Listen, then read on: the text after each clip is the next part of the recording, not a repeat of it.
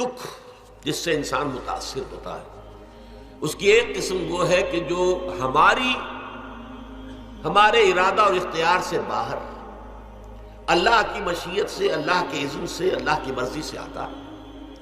اس کے لیے ہمارا کام صرف برداشت ہے۔ جو شے بھی ہمیں برداشت کی صلاحیت عطا کر دے وہی اس کا علاج ہے۔ جیسے آپ کو معلوم ہے کہ بخار بہت تیز چڑھا ہوا ہے، اس کی دوا نہیں ہے اسپرین یا کوئی اور پیراسیٹامول، بخار کی شدت کو کم کر دے، وہ کوئی علاج نہیں ہے۔ علاج تو ہوگا اگر معلوم ہو کہ کون سے جراثیم ہے، کس کی وجہ سے ہے، اس کا صحیح اینٹی بائیوٹک کون سا ہے، وہ علاج ہوگا۔ یہ علاج نہیں ہے، لیکن اس کی شدت کی کمی اور اس کے اندر جو احساس ہے جھیل جانے کا، وہ انسان کے لیے آسان ہو جاتا ہے۔ یہی مضمون آیا ہے سورہ حدید میں بھی، ما اصاب من مصیبت فی الارض ولا فی انفسکم، یہاں کھول دیا اس مضمون کو۔ میں نے عرض کیا تھا نا کہ یہ آفت سماوی بڑے پیمانے پر بھی ہو سکتی ہے، زمین میں یعنی زلزلہ آ گیا، فلڈ آ گیا، طوفان آ گیا، ولا فی انفسکم، خاص تمہاری جان میں، تمہیں بخار ہو گیا، تمہیں ٹی وی لگ گئی، تمہیں کوئی اور بیماری آ گئی، تمہیں کینسر ہو گیا، معاذ اللہ ہوتا ہے، آخر ہوتا ہے، دنیا میں انسانی زندگی کے ساتھ یہ ساری چیزیں لگی ہوئی ہیں۔ لیکن یہ چیزیں ما اصاب من مصیبت فی الارض ولا فی انفسکم،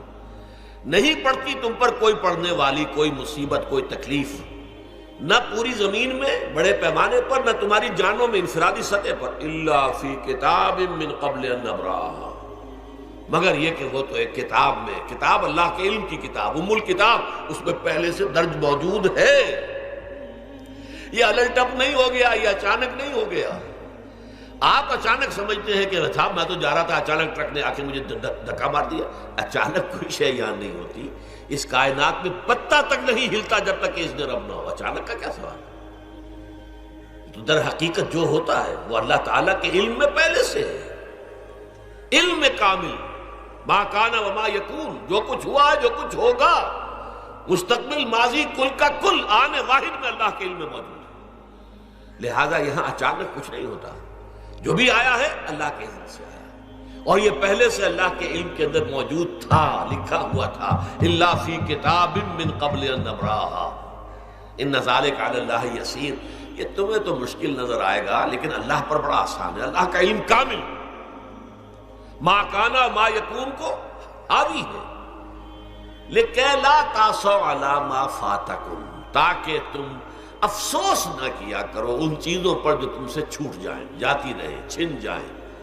کوئی موقع تھا ہاتھ سے نکل گیا، کوئی دولت تھی اس پر ڈاکہ پڑ گیا، کوئی اور مصیبت ہے وہ آ گئی،